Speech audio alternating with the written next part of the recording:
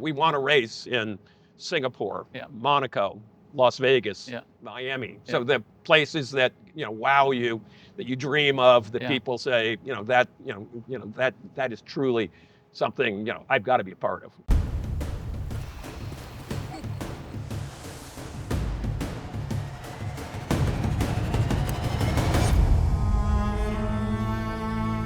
Welcome to A Life Well Lived, where we pull back the curtain on the extraordinary lives of our remarkable members. I'm James Henderson, CEO of Exclusive Resorts. For me, travel has never been about the destination, it's always been about the company you keep. Over the years, I've crossed paths with some of the world's most fascinating, well-traveled individuals, each bound by a singular pursuit: to live not just well, but exceptionally. Their stories aren't just worth telling, they're worth learning from. Because in the end, it's not about where we go, but how we choose to live.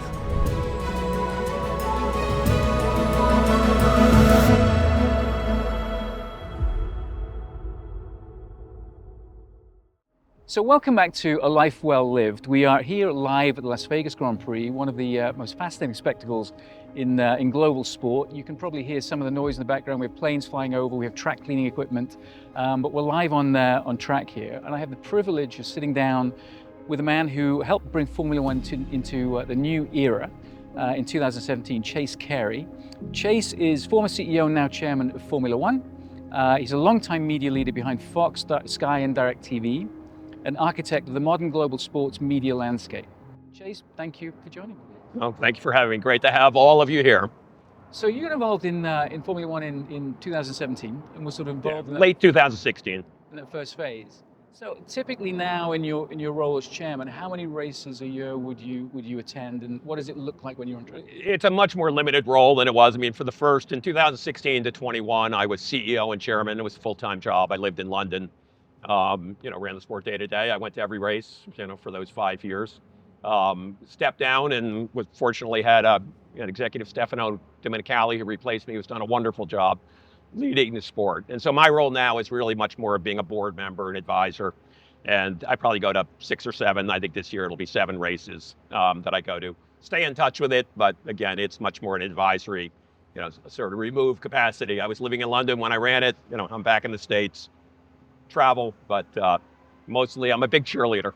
So less often now that you're coming in, but when you come in, are you still getting that same sort of excitement that you got in the early days when you come in? How do you feel when you walk in and you see the crowds and the excitement? I mean, you'll always, if you don't get excited at a race like this, there's something wrong with you. I mean, I don't know how you don't get energized. It's a little bit like going to a Super Bowl. And I remember we came in, we said what we wanted to have is, we had 22 races. We wanted 22 Super Bowls, and every one of these to be a weekend-long, sort of extravaganza spectacle, and it has an incredible amount of energy. So if you don't get a charge out of being at something like this, and obviously being in Las Vegas adds a dimension to it, then probably I don't know what excites you. So let's talk about, Las Vegas is an interesting Grand Prix because it's probably one of the more complex races, being a street circuit, it's a night race. As we saw last night in qualifying, it was a very wet qualifying, which also has its challenges. So can you talk a little bit about when you bring on a track like this? I think you said you started negotiations back in 2019 or something like that, is that right? Yeah, that was the first. I mean, there was a history that went back, probably a little bit of a choppy history. I think in the 1980s, we raced in the parking lot of Caesars, and had a few, which obviously predates me by a lot.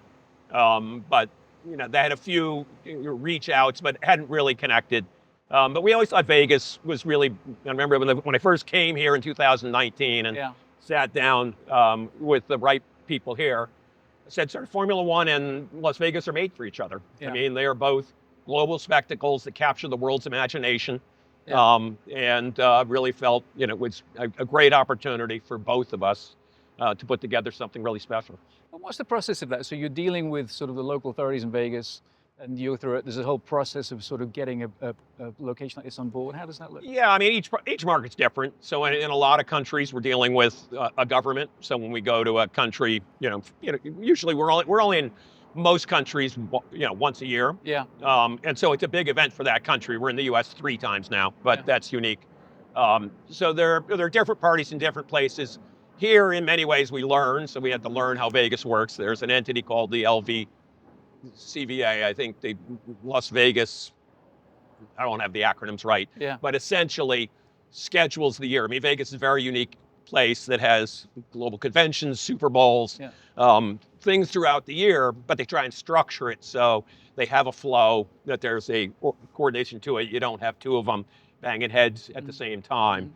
And that event, that entity is very much working to put together what's a 52-week, schedule look Yep. like. Yep. It's a body that has the governor, the mayor, major businesses here like the casinos represented on it. So it has a very good sense of, Yeah. what does Vegas want to do? What does Vegas want to be? And how does Vegas work? And how many people will come to the event tonight, do you think? On I track? don't know I'm not close enough anymore. I mean, our big events, probably the biggest events will have, essentially about 500,000 people. Yeah. I think our two biggest events are Silverstone in the UK, outside London, Yeah. and Austin. A street race will always be somewhat more restricted because when you're at a track, you can put stands anywhere you want. You control the whole thing. Yeah. Here, obviously, in a street race, you're more bound by the realities of, buildings and things that occupy the streets. Yeah. What is the global audience of Formula One today? Oh, the global audience, again, these are things I would have had at my fingertip, sort of 5 years ago. But it's well over 1 billion. I think it's in the, 1.5 billion to, 1.8 billion. So easily one of the biggest sports in the world. Yeah, I mean, clearly, it's unique as a global sport. So many sports. I mean, the NFL, an enormous sport, but a U.S. audience growing in the UK. I mean, in Europe, but it has fans around the world. But it has a primary home base, Premier League. Big fans again around the world. But the UK is its base. We're a truly global sport. Western. The sport, was born and built in Western Europe, and that's still the base of it. But it's a global sport that competes around the world, and therefore has a true worldwide audience. Yeah. And it's also appointment television, isn't it? I mean, when you think a lot of other sports have individual teams playing, whereas if you're a Formula One fan, you're locked in and you're watching at 2:00 on a Sunday afternoon with all the teams, all the sponsors, all in one location. Yeah, teams and sponsors and drivers that come from places around the world, with events around the world. Yeah. So before we go back, I want to come back to Formula One in a moment, but just want to go back a little bit to your early career and chat about that a little bit. So you started your career, I think, with Columbia. Columbia Pictures, yeah. And then moved to 20th Century Fox and really had a lot of experience in TV production and media. Can you talk a little bit about what inspired you to go into the media industry? Sure. So I went to Columbia Pictures in the early 80s, at a business school. Very different time in the media world. You didn't have, many of the forces that are driving it today in digital media, digital platforms. I mean, in reality, you go back a couple of years and you essentially in the US had 3 broadcast networks. Yeah. Really, a cable industry was in its infancy. Cable channels, were fledgling businesses. So really went into the media business when it really started to take off. In-home entertainment, cable, video cassettes, and globalization were driving forces. Yeah. And they really were the driving forces through most of my tenure. So I Yeah. lived through a period, so those forces really become the driving forces behind it. A lot of it, when I went on to Fox in the late 80s, I went to Columbia in the early 80s, went to Fox. Yeah. In the early days of Fox, before Fox had any sports news, global businesses. But those forces drove the business really until this sort of latest transformation the last 10 years, when over-the-top platforms and digital media has really become the force that's certainly been driving it the last 10 years or so. The Netflixes and the Amazon Primes and the like, clearly becoming a force, that are changing the business, dramatically different than the period I grew up in. Yeah. So when you were at Fox in those early days, did you have any sense of how big that organization was going to become? No, we had ambitions. Rupert Murdoch is a truly unique global visionary. I mean, he's been the driving force behind Fox. I'm still on the board of Fox, so I still stay connected to Fox. But now it's almost, I guess, going on 40 years since I went to Fox. It'll, in 1987. Yeah. He's had a belief in the growth opportunities in the media world, has made bets that most people wouldn't make. Yeah. Whether it was Sky or Fox Sports or Fox News. Yeah. That have truly not just been enormously successful, but changed the world. Yeah. And what do you think it is about Rupert Murdoch when he makes these bets that has made him so successful? And I think it starts with vision. I mean, I think he has a belief in, in an opportunity. And in many ways, I always think vision's about simplifying. I mean, Yeah. people get lost in PowerPoints and details and Yeah, yeah. projections. Really, so he's usually able to boil it down to say there are a couple of things here that are going to drive, where this goes. I think he, felt there was, that the media content was uniquely important. Scripted entertainment, sports entertainment, news had a unique value that hadn't really been developed. And as you developed it and improved it and engaged, fans and audiences with it, that there were enormous growth opportunities. Mm-hmm. And so I think his vision, is one. And I think the other thing that stands out is, his courage and conviction to building. Building businesses is enormously tough. Yeah. Building a Fox News, Yeah. Building a Sky, Yeah. building a Fox Network. Yeah. They were all built from scratch. Yeah. And usually when you're building something, the first 2 years, everything's going wrong. Yeah. And a lot of people pull the plug because you say it's just too hard, we're losing too much money. Mm-hmm. And he believed in that opportunity. He had been through it before. So he stuck with it, fought through the hard times, and got over the hump to turn those businesses into what they are today, which is true, businesses that, have become incredibly valuable and powerful businesses. So when you were at Fox, you were clearly sort of a trusted Murdoch executive in the organization. You were president and CEO of Fox Broadcasting, then deputy CEO of News Corporation. I think during that time I read that you also developed a reputation for turning around underperforming assets into very profitable businesses. Is that a fair thing to say? Yeah, I don't know. I would have thought, I think it was more we grew, they weren't underperforming. I'm a Fox Sports we built from, starting with an NFL contract, then an MLB and added features. We bought regional sports networks that we grew. Fox News, again, was a startup. So I think it probably was less Fox News. Yes. The Fox Network was a startup. Yeah. Sky in Europe was essentially building a business from the ground up. So I think it was probably more building businesses from the ground than turning around. So we weren't taking businesses that so it was very much that didn't work as opposed to growing them. Now, some of those businesses you had to learn as you went along. They weren't all successful out of the box. So, you learned what worked and you learned what didn't work, and you learned what changes you had to make, and you had to be pretty agile. And, one of the benefits we had was an ability to make decisions quickly, to take actions quickly. So we didn't bog ourselves down in bureaucracy. And I think we were pretty nimble and agile. And sort of, again, recognizing what needed to change, what worked, what didn't, and driving it forward. And if you look back on that time, what would you say was the sort of the business that you were most proud of in terms of an impact that you made? I don't know. I think any business that you take from, sort of the ground. And I was one of many, so it's not certainly recognized fully. It starts with Rupert, and then includes a team. Each one of it, a team of individuals that were all, all part of making it successful. But I think I look at them as businesses. I'm probably more a sports fan than a news fan or a technology fan.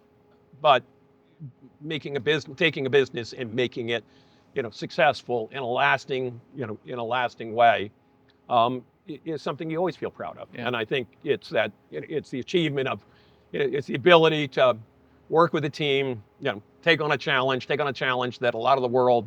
When we launched Fox News, everybody hated it. Wall Street hated it. Media hated it. Everybody kept saying, we have CNN, we don't need another news channel.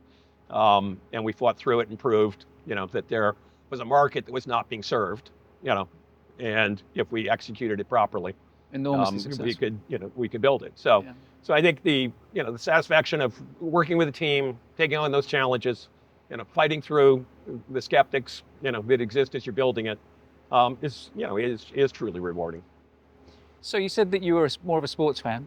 Were you a Formula One fan at the time? Was that something that you came No, I'm into probably more a traditional U.S. ball fan, sort of football, baseball, basketball. Yeah. I grew up in New York, so I'm a Yankee Giant, Nick Ranger fan. Yeah. Unfortunately at times, but but that would have been my my fan side. But I always looked at sport. To me, sports are businesses, and so my involvement is we didn't get into the sports business at Fox because we thought because I was a fan or somebody else was a fan. We got into the sports business because we thought sports were going to be an increasingly an important part of the Yeah. entertainment world, and that the value of live events, the value of true, of heroes, memorable events, you know, great, great arenas like this, Yep. we're going to increasingly capture capture an audience's imagination. Yeah. So I think we felt sports, was a unique area of growth. And Yeah. so, we didn't go into it because people like me or others at Fox were sports fans. Yeah. I think we felt it was uniquely valuable content. So this prepared you well. So when Liberty Media acquired Formula One management in 2017, clearly your experience in global media, broadcasting, live sports was very much a solid foundation for Formula One. I assume you probably had some experience with sort of Fox and Sky with Formula One before that. And this really sort of prepared you for leading Formula One into this new era. What did you see at that time as the untapped potential in Formula One? It was already an iconic sport, I think, in Europe, wasn't it? Yeah, I mean, Formula One, it wasn't on my radar screen. I was actually retiring from Fox, so I had a long career, and I was proud of it. And I was transitioning, like I said, into a board role.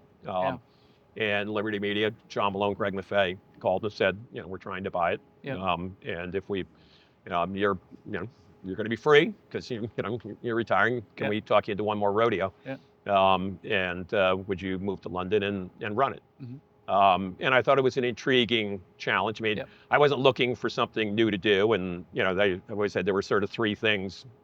I wasn't, three things that boxes it had to tick, that would make it, interesting for me. It had to be different. Yep. And I think doing the same things I'd done at Fox would have been disappointing because Rupert made that run at Fox, particularly with Rupert, made it uniquely appealing. And I think anything else would have been different.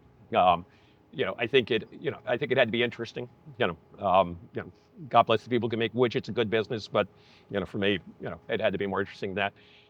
And you had to believe could be successful. Yeah. I mean, it's no fun to go do something that you don't truly believe, could be successful. So, when I looked at it, it had not. We didn't think it had lived up to its potential in the recent years pre-acquisition. It had a great run. It was clearly a global franchise with some great assets there, but it hadn't really sort of evolved and grown into the digital world that existed, and grown into realizing that you have to do things that you have to do things that you didn't have to do 10 years earlier, whether that's social media platforms, digital platforms, creating content that you have to make these events. Yeah. You're competing in the world of events. These events have to be spectacles that are second to none. Yeah. So, I think we felt there were a number of things that, hadn't been done in the recent past that needed to be done. But that the base, the assets were there, the brand was there, the stars were there, the heroes were there, the history was there to make it successful. So, we felt, it was, we didn't delude ourselves. It was going to be easy, and certainly the first few years there were plenty of challenges, but but we thought, there was a real shot to make it something special. Yeah, we were just talking before we came on air that I was involved in Formula One sort of during the era of Bernie Ecclestone and Paddy McNally and Max Mosley, who were sort of the pioneers and really built Formula One to a point where it was this incredible global sport.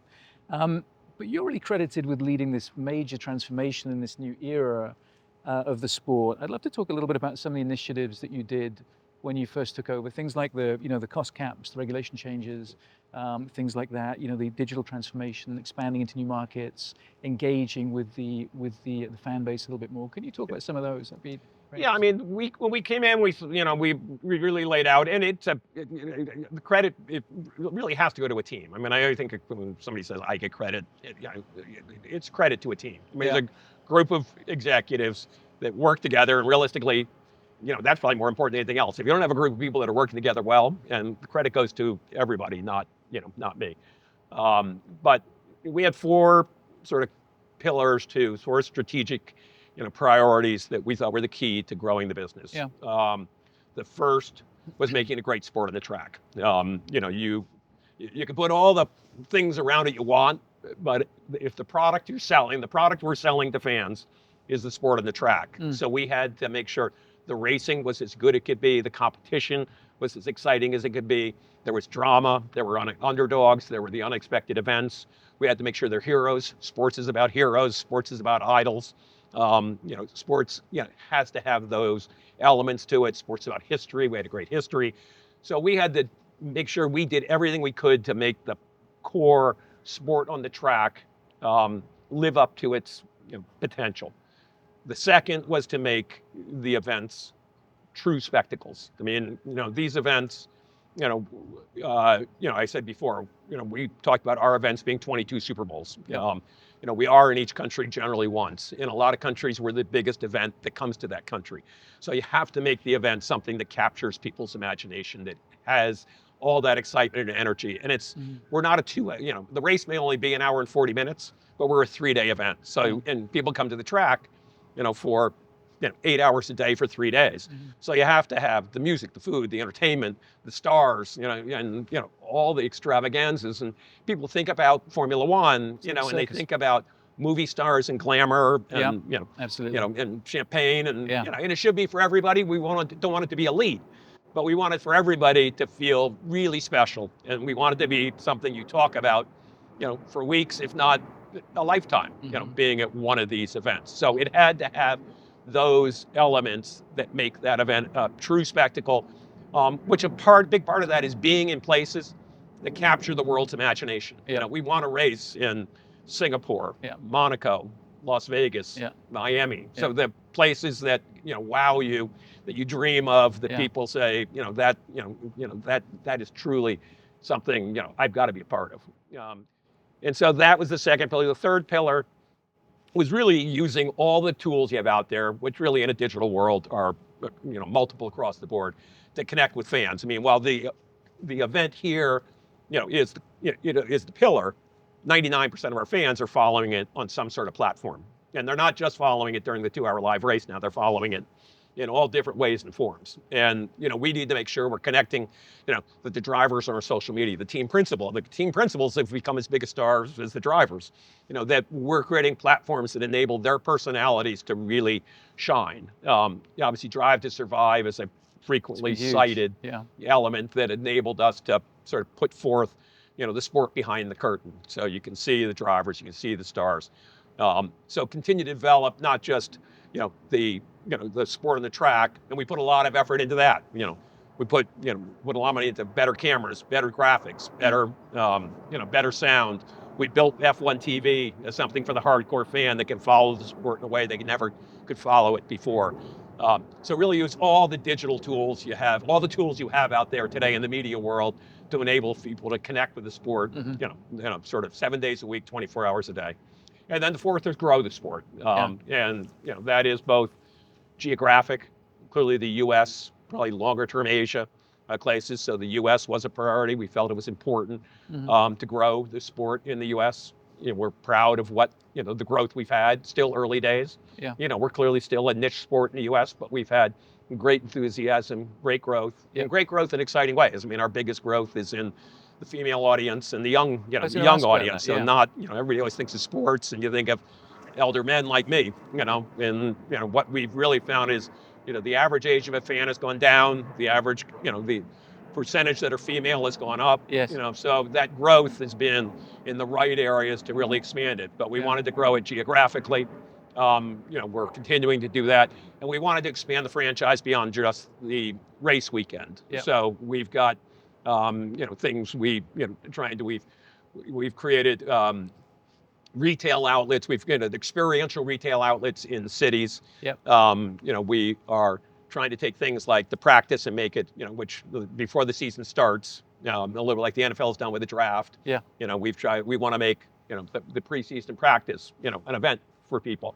So expand it beyond its traditional, now 24 race weekends, to find new and interesting ways. We're getting into the gaming aspect of it and other things that are extensions of it that expand the brand, licensing, merchandising, all parts of things that can, really enable people to engage the sport in as many ways as possible. Were you surprised by how quickly it grew in the US, the adoption in the US?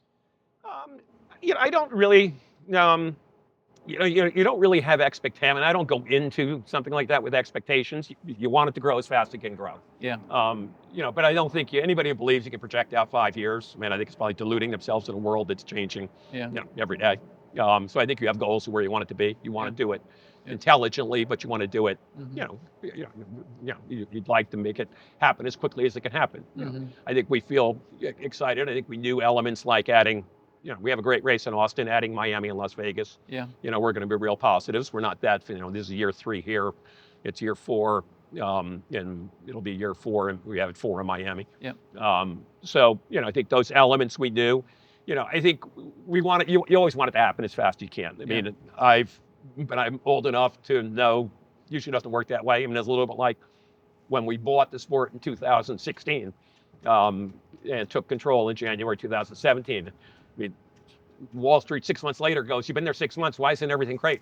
And realistically, it takes time. It takes time. I mean, there's usually not there's no sort of killer app that makes everything work. I mean, usually it's a lot of things that together sort of create a cumulative effect that starts to achieve what you want to achieve. How fast that moves, so you sort of gotta you got to stick with it. It requires a certain level of determination to and not everything's working. So you gotta recognize in reality, if everything's working, you're not doing enough, because you gotta if you try things, by definition, they're all not going to work. But you got to have enough of them work. It seems to me pretty quick. I mean, so you were CEO 2017 until 2021.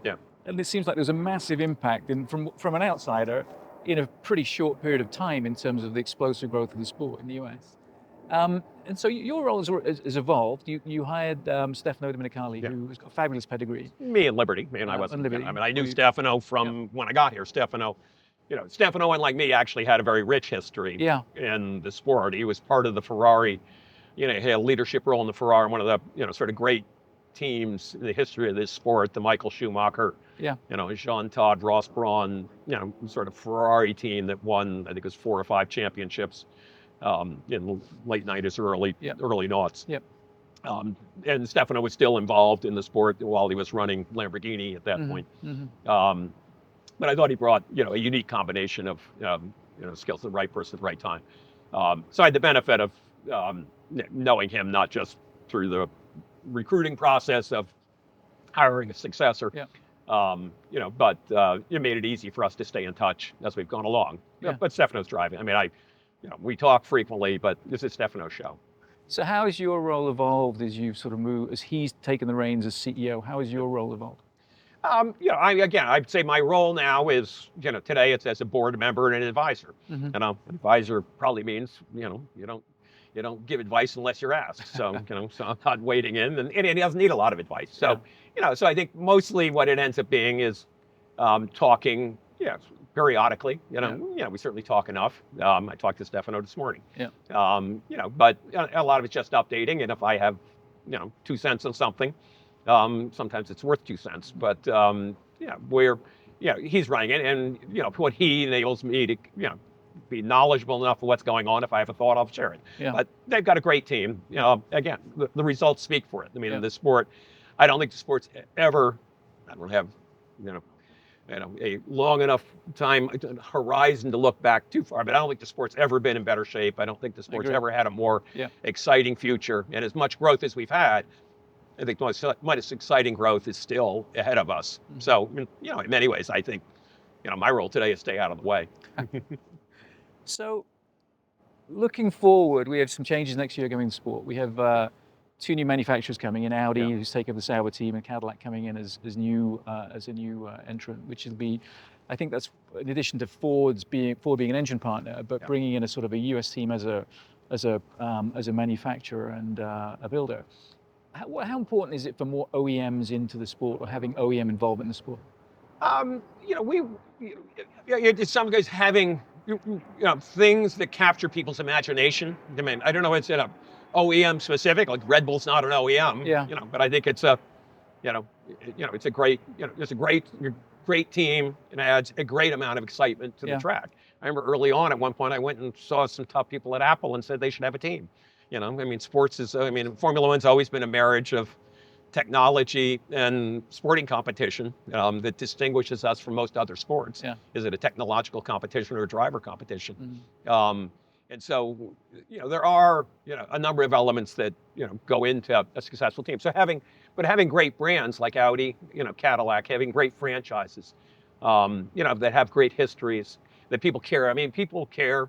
You may be heading into a world of autonomous, sort of electric driverless cars, but people still care passionately about cars, and still, in many ways, they're the things of dreams, for people. So having some of those franchises that have those cars that people dream about, was great. But mostly we want brands. We want brands first and foremost that are committed to the sport, excited by the sport, excited by the platform, and they're going to lean into it. And, I think Cadillac, Audi, and Ford, of all, could not seem to be more excited about the opportunity to be part of it. So I think first and foremost, it's more about having partners that can really help us grow, help us expand, that have fans of their own, they're going to weigh in, use their platforms to help grow the sport. And, we're obviously using our platform to help them grow their businesses. And, one of the things we've said from the get-go, whether any of our partners, whether it's a promoter, a media partner, a sponsor, is they need to be win-win relationships, and we want partners that'll help us grow the sport, but we need to help them grow their businesses, and those are the type of partnerships, we've grown. So, we look forward to that opportunity working with them. So Formula One it's such a high stakes, high pressure environment. It's all sort of played out in the public eye with the media, and obviously the broadcasting and everything, and you see sort of the emotions of the teams and everything that go on. And it's also been, the cost caps have been a sort of a bit of a leveler in the sport. What do you see as the traits, beyond necessarily the car and the driver, that make a successful Formula One team? Well, I think first and foremost, it is running a successful team, and I didn't do it. Stefano did it, so realistically, he'd be better qualified to answer this question. So, but I've been around it, so certainly have have had some insights to it.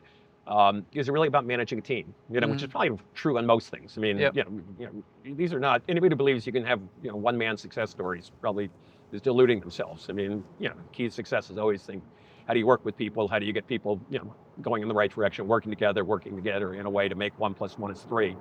And these teams, they're enormous organizations. I mean, these teams employ over 1,000 people. To try to get 1,000 people coordinated in a way to put a car on a track in a highly competitive, high-profile, visible operation that enables you to change 4 tires on a car in 2 seconds. Or have a car that can go from 0 to 100 to 0 in 5 seconds. And compete, where the margin to win is 1/10 of a second and a 1.5-minute lap, is incredibly challenging. And to do that, you've got to figure out how do you take, 1,500 employees, that are not, that are by and large computer engineers, and design cars, fix cars. I mean, the work they do, starting here on Friday, they run practice, they get this data, ship it back to 100 computer engineers over, and they sit all night, back in their facility in the UK to say, how do they tweak a wing here or tweak a piece here to take 1/10 of a second off a 1.5-minute lap to come back on Saturday and practice and then tweak it again and come out in the track today, and try and win a race.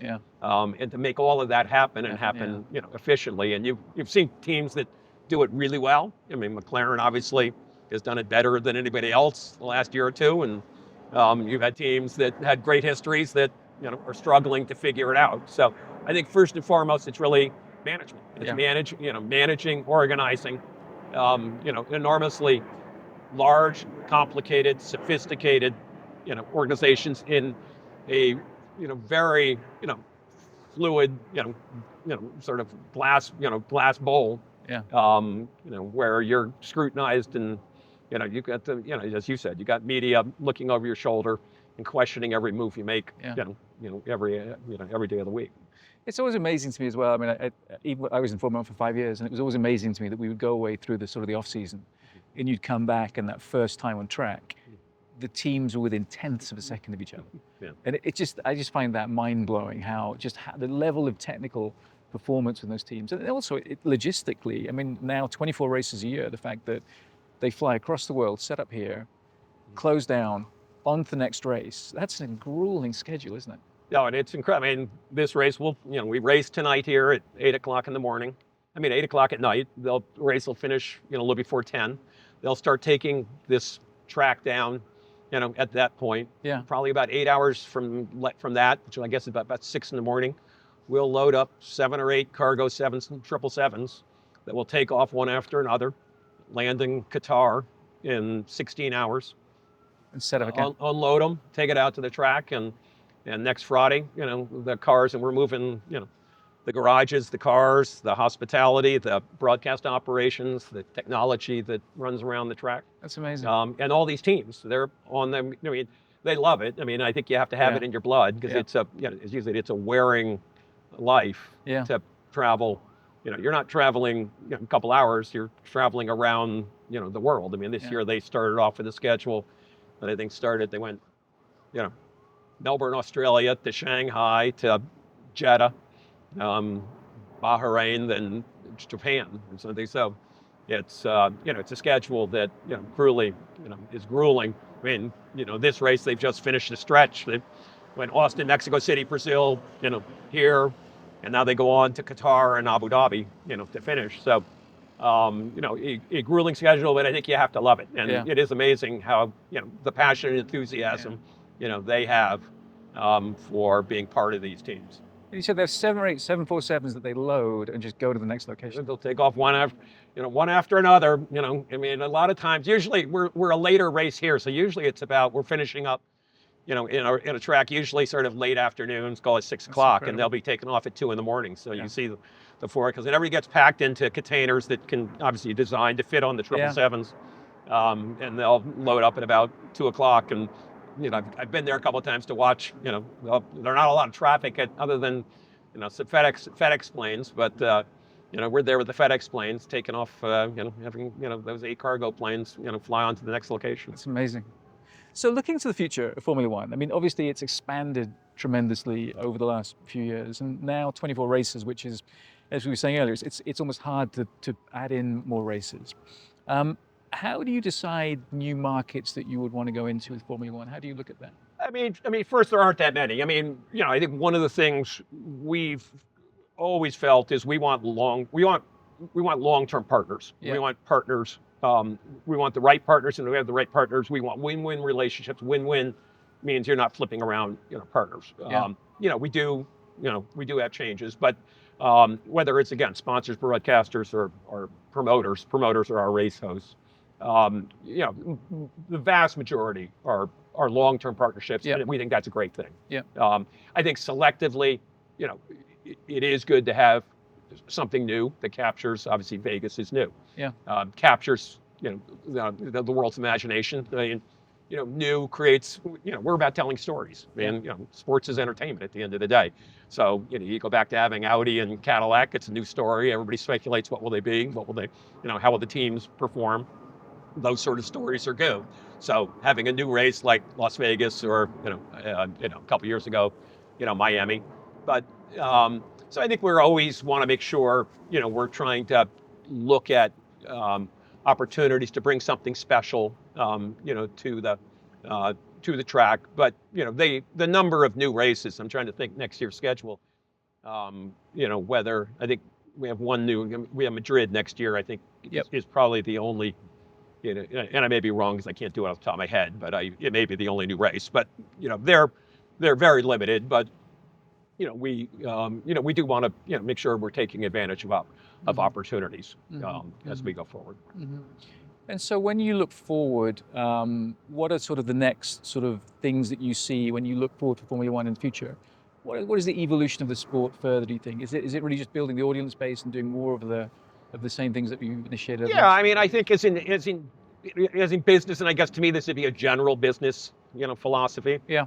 That, you want to make sure. I mean, business usually is having a lot of singles and doubles that add up to being to being a home run, and so you don't want to sort of be looking for the brass ring and not taking your eye off the ball. So I think we want to make sure, everything we do, we continue to try and find opportunities, whether it's the broadcast and how can we add some dimensions to F1 TV and the broadcast to make it a little more exciting, for fans. Is there something we can do in digital media that will, engage a fan?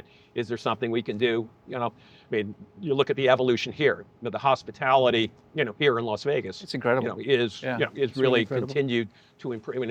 This is the third one, is improved every year. Yeah. So how do we continue at each race, not just Las Vegas? I'm using Las Vegas because we're sitting in Las Vegas. But we have tracks that have invested.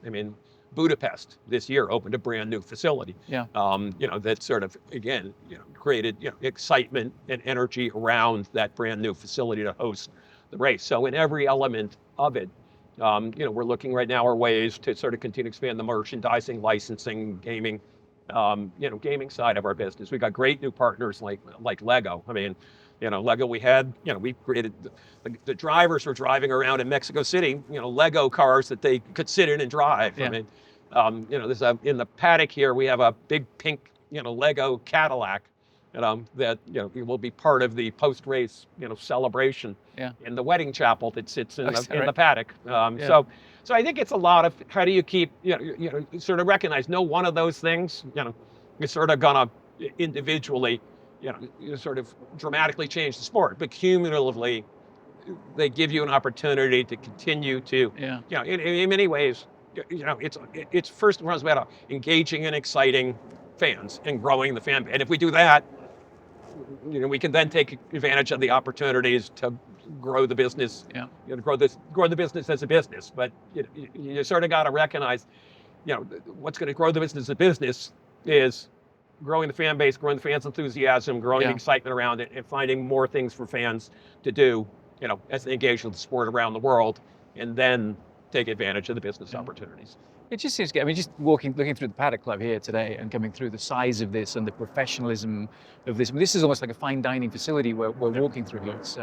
It's really extraordinary. Yeah, I haven't been to all the events. I've been to, it's certainly very different than being in a, sort of a luxury suite at a stadium, at a U.S. sporting event. And I think that is part of what makes it special. And again, we got to make sure we continue to find ways to do that, for the fans here, but the fans all around the track have have experiences at a particular turn that have some things to it that can that people can enjoy and go home and we want things that people are going to go home and tell their friends about. They're going to make everybody go, wow, I gotta go to one of these. Exactly right.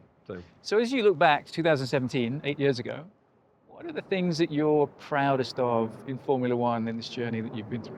I think first and foremost the organization that exists. I think we when we got here, we didn't really have an organization.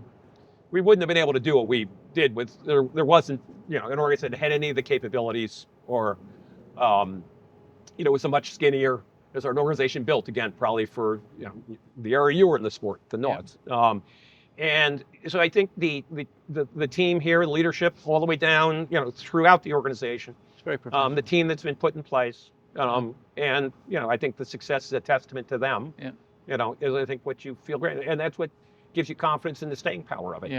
Because they've proven their capabilities, they've proven what they're doing. The sport's just getting stronger, and I think that's always your goal. Your goal is to have great people, working together. In a very, in a successful way, with a, understanding of where they're trying to go, a vision of where they want to be, and being excited about the opportunities. So as you look back on your career, you've obviously had an incredible career in global media, in sports. You've grown some incredible businesses. What sort of advice would you give to someone looking to follow in your footsteps into either media or going into sort of business growth and transformation businesses? I'm not sure I have any, sort of, unique advice for anybody. I think in the world, I think it's probably increasingly true. Whatever you do, you've got to do it with an enthusiasm, energy. The world's more competitive than ever. It's more volatile than ever. And I think to be successful in that, you got to sort of be more passionate, than ever. I think you got to be yourself. I think there's no formula to how you should do it well. I think you got to do it honestly. I think, if you tell people what you think they want to hear, that's probably not going to work. So, you got to have beliefs, but you also got to recognize a lot of times what, you believe may be right or wrong. So you got to listen as well as you can, as well as you may believe in something, listen just as well Yeah. to what others say. And probably at the end of the day, recognize success is going to be your ability to build relationships with people. Yeah. Whether that's Very people that you work for, that work for you, or work with That's great you, advice. or people that you want to partners, you want to build relationships with. Um, as much as people talks about technology, I'm still a believer in people. And I actually believe, AI and the like, they can talk about it all they want. I still think success is going to be, those are going to be most successful, the people who can, again, build the right relationships, build the right teams, build honest, constructive relationships. Are going to be the ones, who, have the most rewarding and successful futures. That's great advice. And what about Formula One? A lot of people obviously would like to be in Formula One, want to have a career in Formula One. It's a very exciting sport, whether that's technology or the commercial side of the business. What advice would you give to people who want to be in Formula One? Again, you follow your passions. Yeah. I mean, there aren't that many. There aren't that many. It's not that. It's a huge sport. It's not that big a sport. When you look at head count, I mean, it's thousands, but it's still not many. I mean, but obviously they're always looking for good people. But again, I think it's the same advice I just gave. I think that's the ones who are going to find it. It's very competitive. They're going to be the ones, have a passion, have an excitement, and a reason behind it. And it's not just because they love to watch racing. They've got to be something more, more to it of why, you want to be there, and then figure out how you put forth what you think are your unique skills, and that's going to be different for every person. So it's not a cookie cutter, but but I think that passion and vision for why you want to pursue something, is the ability to communicate that and persuade that somebody of that is going to be probably the best path forward. Also great advice. So when you were in from 2017 until 2021, you were doing 20 races a year or something. Is that? Yeah, actually probably touch more. Usually somewhere in the 20s. I don't think we got to 24 until after I left. So it was probably in the more than 20 to 22. I think it was always at least 20. Other than we raced through the COVID year, which was a unique. Yes. So the COVID year, was a unique in 2020. Yeah. I think we only had 17 because we had almost every race was canceled or rescheduled. So we had that on the fly, put together a season to keep the sport going. But so other than the COVID year, I think we was in the 20s, but it's grown into 24. So how do you deal with a schedule like that? I mean, that's a grueling schedule. How do you deal with jet lag and how do you stay energized and be in the moment to be able to... You just, you put your head down. I mean, it is grueling. I mean, for Formula One, it's a 7-day-a-week job because I used to sort of end up flying I'd fly to a race and I'd get everyone on usually a Thursday. I'd be there Friday, Saturday, Sunday. I'd usually fly back Sunday night. I'd Monday through Thursday do the business side of the business. Yeah. And then Friday, Saturday, Sunday, you'd be at a race, which had business, but it was a different dynamic. At the race, it's a lot of maintaining relationships, when you're when I was Monday through Thursday, sort of a different focus, and you get used to that 7-day pace, and you get used to taking advantage of your breaks. There's a few week break in August, and so you can catch your breath, and then you get a couple months from mid-December. We usually finish up in early December, and a couple months till mid-February when you start to gear up for preseason. So recharge your battery, and some people can do it for a limited period of time, and some people have done it because it's what makes them tick, and they love it. And then there are people here who wouldn't trade it for everything. They're probably few and far between. But you know it going in. You should have a sense of it going in, but that's the nature of the beast. So do you have any sort of daily rituals or anything that you do to sharpen the saw and to sort of keep yourself fresh? Well, again, I don't do it anymore. So, I mean, it's not something now. Even today, but I mean, so now I have a daily. Again, I'm more retired than working. I still have my board roles at Fox and in Formula One, and have sort of other activities I engage in that are more personal. So today it's recharge. I travel around a lot, and I got three new little grandkids that are all under the age of 2, and a fourth one coming. So That keeps you busy. so what keeps me, keeps me going these days is different. When I was back there, back then, I think mostly you have to, first and foremost, my first priority was always my family, and you have to make sure, you're you have your time, with them. Yeah. Beyond that, you recognize, this is for me. I went into Formula One knowing I wasn't going to move to London permanently. Yeah.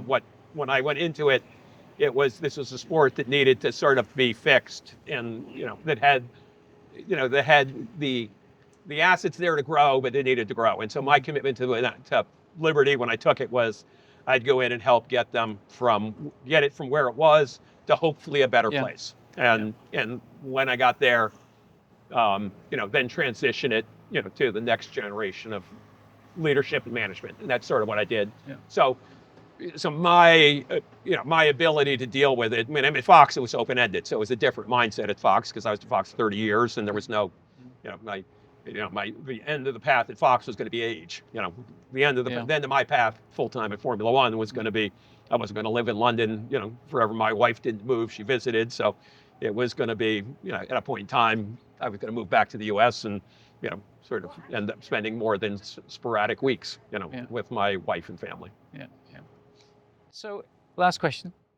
When you're not, if you're not working at a Formula One race and you're going to be at a Formula One race, which one would you enjoy going to the most for pleasure, not business? So one of the things you learned early on, people used to ask me, who do you want to win? Which driver do you like? Which event do you like? No favorite and child, I always right? said, when you sit at Formula One, all you want is a great race. All you want is a successful event. Yeah. You can't have favorites. All you can, you want them all to be successful. Very true. Now you can't we're not going to have 20 winners today, but Very true. but I want them all to have a good race, and we want the fans first and foremost to have a great race, and we want every event. And I do think, different events have different, sort of different features. I mean, you've got great historic tracks. Yeah. When you go to Monza, Spa, Silverstone. I mean, the very first race 75 years ago was at Silverstone. Yeah. So you get a great sense of history and, and what those tracks have seen. And then you got others, like, here or Singapore, where you're racing through the streets at night with a lit up.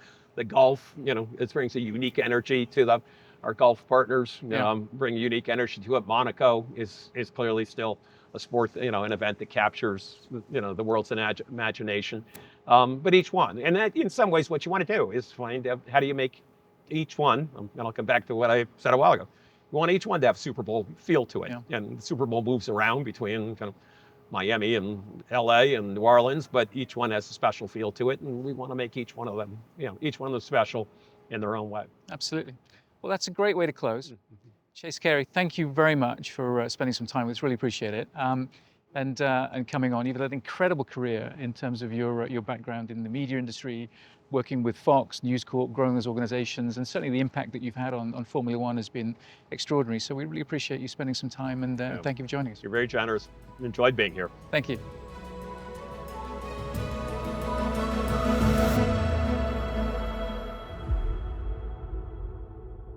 Stories like this are a window into what makes the Exclusive Resorts community unlike any other. Filled with members who live with intention and travel without compromise. With more than 400 private residences and curated experiences around the world, the club continues to redefine the art of living well. Learn more at exclusiveresorts.com.